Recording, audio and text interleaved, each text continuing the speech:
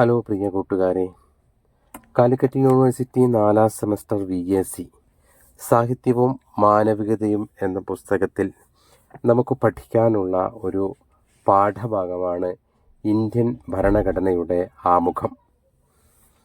ഏത് ഭരണഘടനയുടെയും തുടക്കത്തിൽ ഒരു ആമുഖം ഉണ്ടായിരിക്കും. ഭരണഘടനയുടെ അടിസ്ഥാന ലക്ഷ്യങ്ങളും പ്രമാണങ്ങളും ഇതിൽ സംക്ഷിപ്തമായി ഉൾക്കൊള്ളിക്കുകയും ചെയ്തിരിക്കും. അത്തരത്തിൽ ഇന്ത്യൻ ഭരണഘടന എന്ന കൃതി ഭരണഘടനയെക്കുറിച്ചിട്ട് മലയാളത്തിലുണ്ടായ ഒരു വിശാലമായിട്ടുള്ള പഠനമാണ്. MB പൈലി എന്ന ഗ്രന്ഥകാരൻ്റെ തന്നെ ഇന്ത്യാസ് കോൺസ്റ്റിറ്റ്യൂഷൻ എന്ന ഗ്രന്ഥത്തിലെ ഒരു ആശയാനുവാദമാണ് നമുക്ക് പഠിക്കാൻ ഉള്ളത്. ഈ MB പൈലി ഭരണഘടനയും മൂല്യബോധവും എന്ന് പറയുന്ന ഈ പാഠ്യഭാഗത്ത് അല്ലെങ്കിൽ അദ്ദേഹത്തിൻ്റെ പുസ്തകം ഇന്ത്യാസ് കോൺസ്റ്റിറ്റ്യൂഷൻ എന്ന് പറയുന്ന പുസ്തകത്തിൽ 7 ഭാഗങ്ങളായി ക്രമീകരിച്ചിട്ടുണ്ട്. അതിൽ നമുക്ക് നേരത്തെ പറഞ്ഞതുപോലെ ആമുഖം എന്ന അധ്യായമാണ് വിശദമായി പഠിക്കാനുള്ളത്. ഭരണഘടനയുടെ ആമുഖം അല്ലെങ്കിൽ ആമുഖത്തിൻ്റെ ഉള്ളടക്കത്തിൻ്റെ പ്രസക്തി എന്നിവയാണ് ഈ ഭാഗത്ത് നാം ചർച്ച ചെയ്യാൻ തുടങ്ങുന്നത്. നമുക്കറിയാം, ഇന്ത്യൻ ഭരണഘടനയുടെ ആമുഖം തുടങ്ങുന്നത് ഇന്ത്യയിലെ ജനങ്ങളായ ഞങ്ങൾ ജനാധിപത്യ, പരമാധികാര, സോഷ്യലിസ്റ്റ്, മതനിരപേക്ഷ റിപ്പബ്ലിക്കായി എന്നൊക്കെ പറഞ്ഞിട്ടാണല്ലോ നമ്മുടെ ഭരണഘടന വളരെ വ്യക്തമായിട്ട് മുന്നോട്ട് പോകുന്നത്. അതായത് 1949 നവംബർ 26-ാം തീയതി ഞങ്ങളുടെ ഭരണഘടന നിർമ്മാണ സഭയിൽ സഗൗരവം തീരുമാനിച്ചിട്ടുള്ളതനുസരിച്ച് ഇതിനാൽ ഭരണഘടന അംഗീകരിച്ചു കൊള്ളുകയും അത് നിയമമാക്കി തീർത്ത് ഞങ്ങൾ തന്നെ നൽകിക്കൊള്ളുകയും ചെയ്യുന്നു എന്നാണ് പറഞ്ഞിട്ടുള്ളത്, അല്ലേ? അപ്പോൾ 1946 നവംബർ 26-ാം തീയതിയാണ് ഇന്ത്യൻ ഭരണഘടന അംഗീകരിക്കപ്പെട്ടത് എന്നുള്ള കാര്യം നിങ്ങൾ ഓർത്തു വയ്ക്കണം.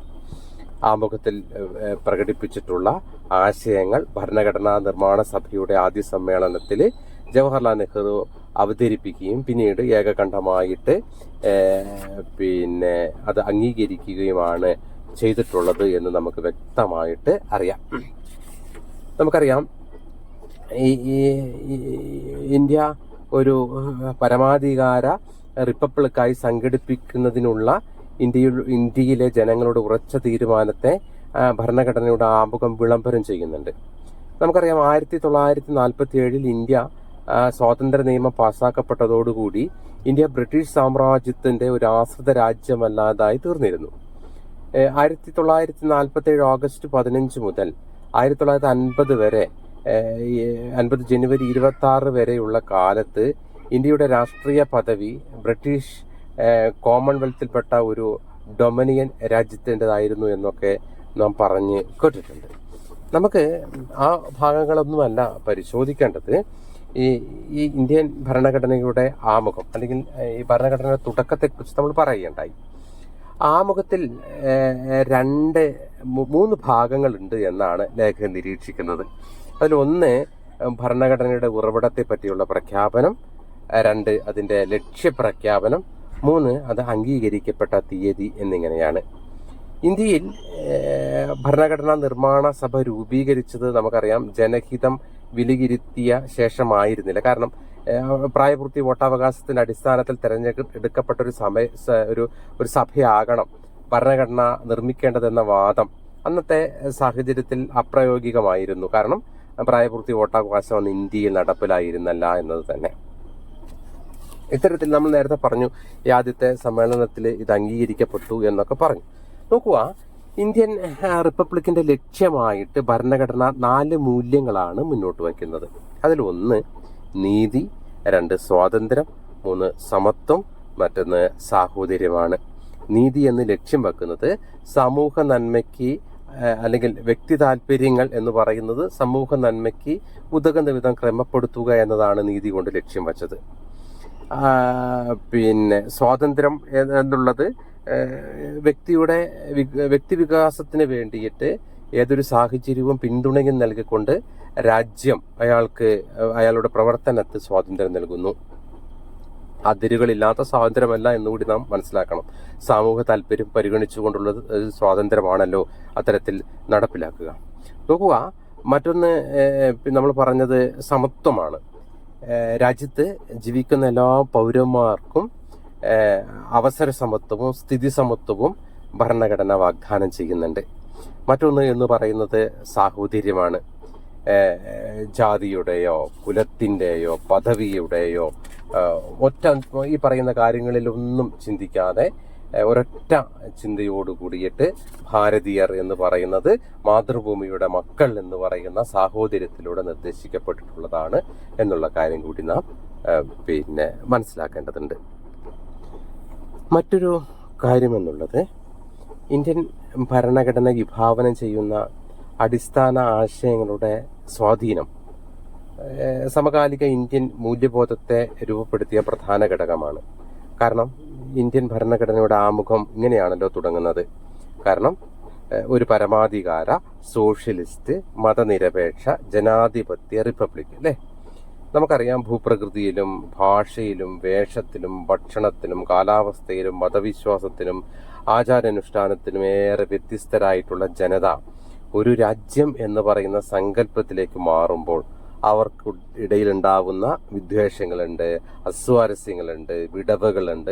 ഇതൊക്കെ മുൻകൂട്ടി കണ്ടിട്ടുകൊണ്ടാണ് ഭരണഘടനയുടെ ശില്പികൾ ജനതയുടെ നാനാ സ്വഭാവങ്ങൾ ഭാവിയിൽ പല വൈരുദ്ധ്യങ്ങൾക്കും സംഘർഷങ്ങൾക്കും കാരണമായി തീരും എന്ന് മനസ്സിലാക്കിക്കൊണ്ട് അത് ഒഴിവാക്കാനുള്ള മാർഗങ്ങൾ മുന്നോട്ട് വച്ചുകൊണ്ടാണ് ആമുഖത്തിൽ സൂചിപ്പിക്കുന്ന പരമാധികാര സോഷ്യലിസ്റ്റ് മതനിരപേക്ഷ ജനാധിപത്യ രാജ്യം എന്ന വിവരണത്തിന്റെ അന്തസത്ത എന്നുകൂടി നാം മനസ്സിലാക്കേണ്ടതുണ്ട്. മറ്റൊന്ന്, ഭരണഘടനയുടെ മൗലിക അവകാശങ്ങളും മൗലിക കടമകളും എന്നുള്ളൊരു ഭാഗങ്ങളൊക്കെ നമുക്ക് പരിശോധിക്കാൻ കഴിയും. ഇന്ത്യയിൽ പരിശോധിച്ച് കഴിയുമ്പോൾ ആധുനിക ഇന്ത്യയിലെ പൗരബോധം സംബന്ധിച്ച് വിശാലമായ കാഴ്ചപ്പാടാണ് നമുക്ക് മനസ്സിലാക്കാൻ കഴിയുന്നത്. നമുക്കറിയാം, സമത്വത്തിനുള്ള അവകാശം, സ്വാതന്ത്ര്യത്തിനുള്ള അവകാശം, ചൂഷണത്തിനെതിരായ അവകാശം, മതസ്വാതന്ത്ര്യം, സാംസ്കാരികവും വിദ്യാഭ്യാസപരവുമായിട്ടുള്ള അവകാശം, സ്വത്തവകാശം എന്നിവയൊക്കെ മൗലിക അവകാശത്തിൽ നമുക്ക് കൂട്ടി വായിക്കാമല്ലോ. എന്നാൽ ഇപ്പറേ എന്താണ് ഒരു പൗരന്റെ മൗലിക കടമകൾ എന്തെല്ലാമാണ്? അവകാശങ്ങൾ പോലെ തന്നെ ഓരോ പൗരനും രാഷ്ട്രത്തോട് ചില കടമകളുണ്ട്. ഈ കടമകൾ നിർവഹിക്കപ്പെടുമ്പോഴാണ് ഒരു വ്യക്തി സാമൂഹ്യ ജീവിയായി മാറുന്നത്. ഭരണഘടനയെ അനുസരിക്കുക, ദേശീയ പതാകയും ദേശീയ ഗാനത്തെയും ആദരിക്കുക, ഇന്ത്യയുടെ പരമാധികാരവും ഐക്യവും അഖണ്ഡതയും നിലനിർത്തുക, രാജ്യത്തെ സേവിക്കാൻ സന്നദ്ധരാവുക, മതപരവും ഭാഷാപരവുമായിട്ടുള്ള അതിരുകളില്ലാത്ത സാഹോദര്യം പുലർത്തുക, സ്ത്രീയുടെ അന്തസ്സിന് ഭംഗം വരുത്തുന്ന ആചാരങ്ങളിൽ ഉപേക്ഷിക്കുക, പ്രകൃതി പരിസ്ഥിതി സംരക്ഷണം മെച്ചപ്പെടുത്തുക, പൊതുസ്വത്ത് സംരക്ഷിക്കുക. ഇങ്ങനെ നിരവധി മൗലിക കടമകൾ കൂടിയുണ്ട് ഒരു പൗരന് എന്ന് കൂടി നാം മനസ്സിലാക്കണം. മറ്റൊരു കാര്യം എന്നുള്ളത്, സാമൂഹികവും സാമ്പത്തികവുമായ നീതി ഉറപ്പാക്കി ഒരു ക്ഷേമരാഷ്ട്രം സ്ഥാപിക്കുക എന്ന ലക്ഷ്യത്തോടെ ചില നിർദ്ദേശക തത്വങ്ങൾ ഭരണഘടനയിൽ ഉൾക്കൊള്ളിച്ചിട്ടുണ്ട്. മൗലിക അവകാശങ്ങൾ നിഷേധിക്കപ്പെട്ടാൽ കോടതി വഴി അത് നടപ്പിലാക്കാൻ സാധിക്കുമെങ്കിൽ നിർദ്ദേശക തത്വങ്ങൾക്ക് അത്തരം നിയമ പിന്തുണ ഇല്ല എന്ന് കൂടി നാം മനസ്സിലാക്കേണ്ടതുണ്ട്. എന്നാൽ മികച്ച ഭരണം പ്രദാനം ചെയ്യാൻ അടിസ്ഥാന പ്രമാണമായി ഇവയെ ഉപയോഗപ്പെടുത്തുക, എല്ലാവർക്കും ഉപജീവനമാർഗം ഉറപ്പാക്കുക, സമ്പത്ത് കേന്ദ്രീകരിക്കുന്നത് തടയുക, ലിംഗഭേദമില്ലാതെ തുല്യ ജോലിക്ക് തുല്യ വേതനം കൽപ്പിക്കപ്പെടുക, സൗജന്യ നിയമസഹായം, ഗ്രാമപഞ്ചായത്തുകൾ രൂപീകരിക്കുക, 6 വയസ്സ് വരെ കുട്ടികൾക്ക് വിദ്യാഭ്യാസവും സംരക്ഷണവും ഉറപ്പുവരുത്തുക, വന്യജീവി സംരക്ഷണം, അന്താരാഷ്ട്ര സമാധാനം, സുരക്ഷിതത്വം, ഇതൊക്കെ ഈ പറയുന്ന നിർദ്ദേശക തത്വങ്ങളിലെ ചിലതാണ് എന്നുള്ള കാര്യം കൂടി നാം മനസ്സിലാക്കണം. നമുക്കറിയാം, നമ്മുടെ ഭരണഘടന ആധുനിക മൂല്യബോധം രൂപപ്പെടുത്തുന്ന സജീവമായി ഇടപെട്ടത് എന്ന് മൗലികാവകാശങ്ങളും കടമകളും നിർദ്ദേശക തത്വങ്ങളും ഒന്നിച്ച് പരിശോധിച്ചാൽ നമുക്ക് ബോധ്യമാവും. കടമകളുടെ നിർവഹണം നിയമപരമായി നിർബന്ധിക്കപ്പെടുന്നില്ല, പക്ഷെ മറിച്ച് വ്യക്തിയുടെ വിശാലമായ മൂല്യബോധം വഴി നടപ്പിലാക്കപ്പെടുമെന്ന പ്രതീക്ഷയാണ്. ഈ കടമകളെക്കുറിച്ച് അറിയുകയും അവ തുടരേണ്ടതിന്റെ ആവശ്യകത ഉൾക്കൊള്ളുകയും ചെയ്യേണ്ടത് ഒരു വിദ്യാർത്ഥി എന്ന നിലയിൽ നമ്മുടെ ഉത്തരവാദിത്തമാണ് എന്ന് ബോധ്യപ്പെടുത്താനാണ് നാം ഭരണഘടനയുടെ ആമുഖം പരിശോധിക്കുന്നതും പഠിക്കുന്നതും വായിക്കുന്നതും എന്നുള്ളത്. അത്തരത്തിലുള്ള തിരിച്ചറിവിലേക്ക് നിങ്ങൾക്ക് എത്താനാവട്ടെ എന്ന് ആശംസിക്കുന്നു. നന്ദി. Thank you.